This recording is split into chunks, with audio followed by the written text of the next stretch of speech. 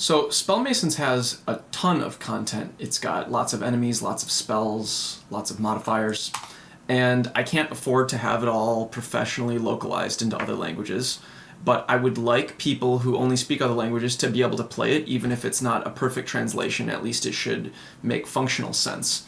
And so the way that I do that is I have this huge spreadsheet where I have the key for the text that I want to translate. I have the text, and then I have it translated into each language.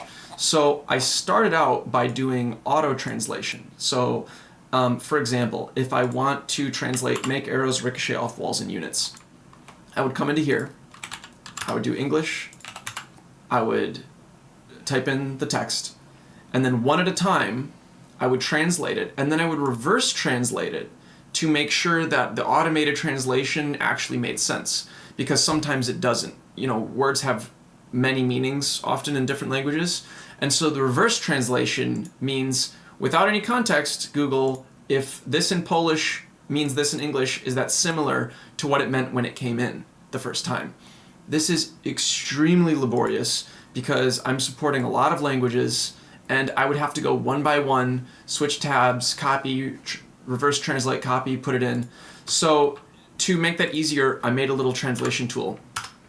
So now this is running like 9 processes in parallel, and it's making API requests and translating everything.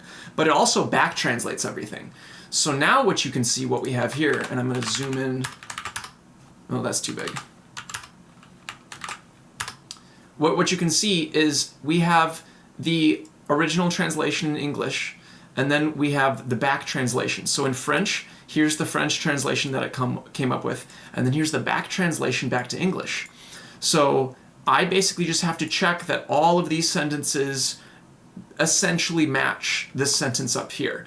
Makes arrows ricochet off walls and units. Make the arrows ricochet off walls and units. You can see how it comes back different, especially in Arabic and in Chinese. Oftentimes they come back rather different. So let's see.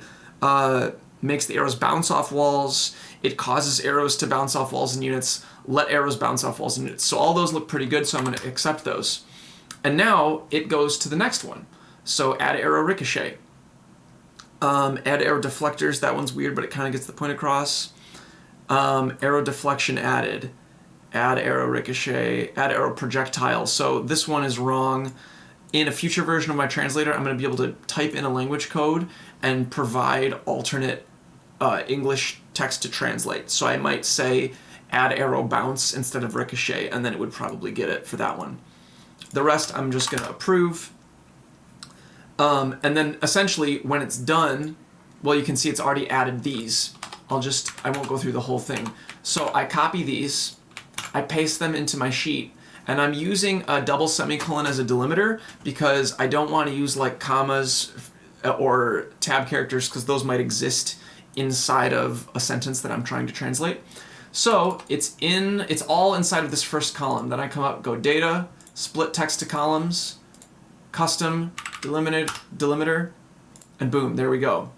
So that is like a huge time saving. It's like a 20x time saving compared to my previous method.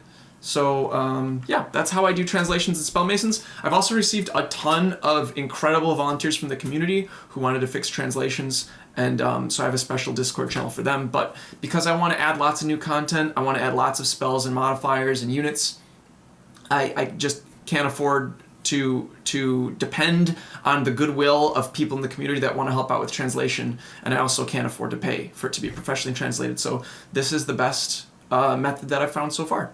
Thanks for watching.